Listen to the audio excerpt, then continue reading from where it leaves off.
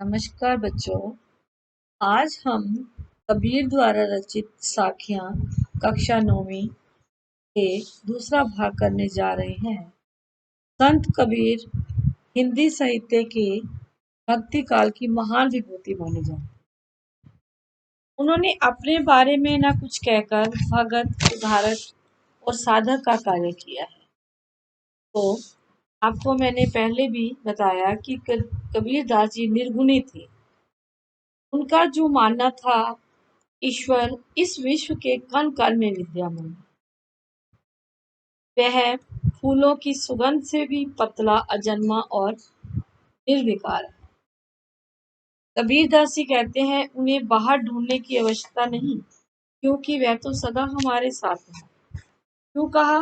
क्योंकि कबीर ने गुरु को परमात्मा से भी अधिक महत्व दिया है। परमात्मा की कृपा होने से ही पहले गुरु की कृपा का होना आवश्यक है। उन्होंने आत्मा में ही परमात्मा को ढूंढने की कोशिश की। तो चलो हम करते हैं साखियां शुरू।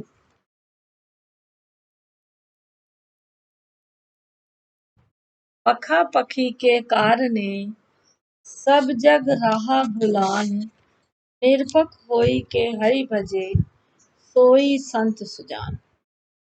अब प्रस्तुत साखी में कबीरदास जी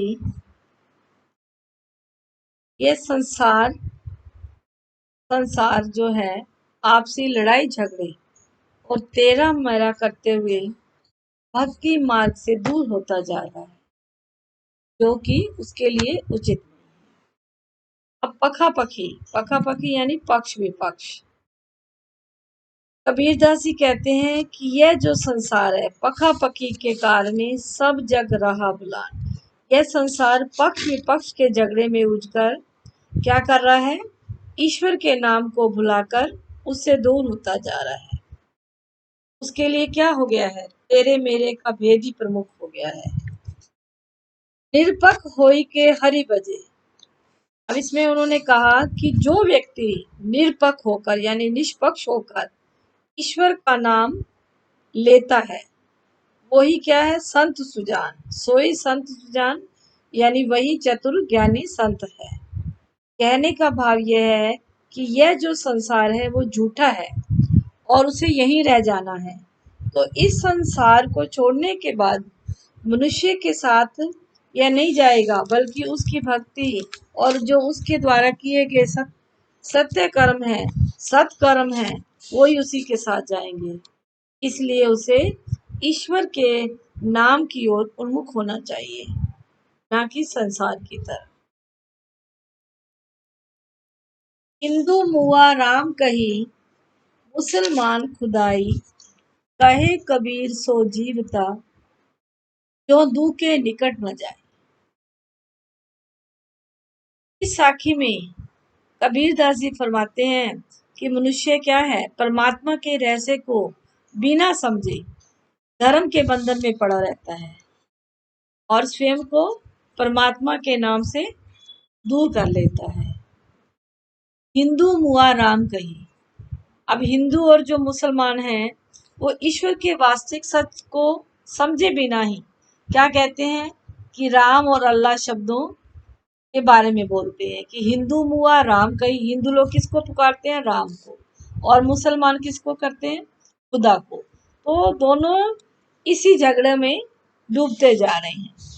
कहे कबीर सो जीवता, जो दूहों के निकट न जाए।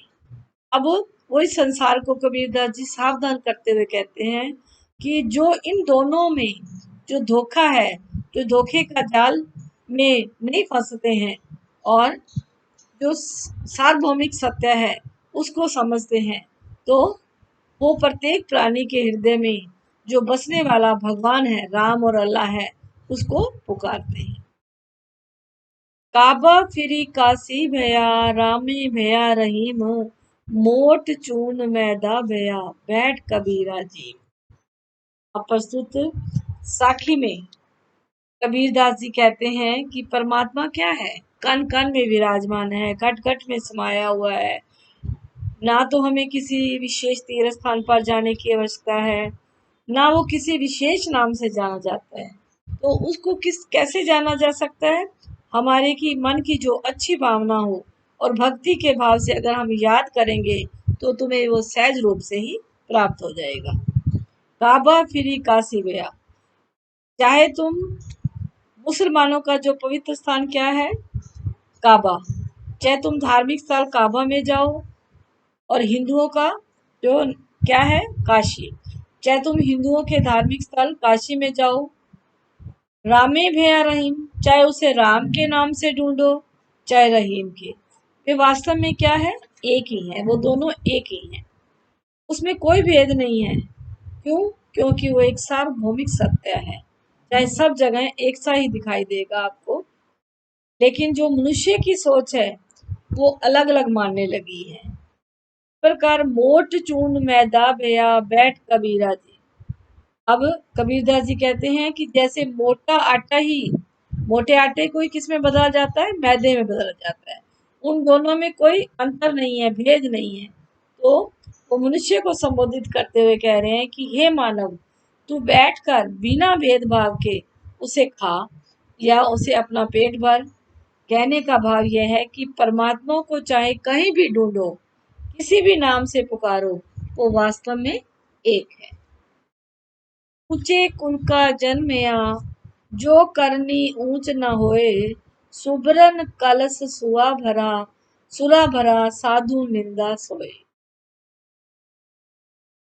अब इस साखी में कवि ने सज्जन और दुर्जन की संगति के परिणामों का वर्णन किया है।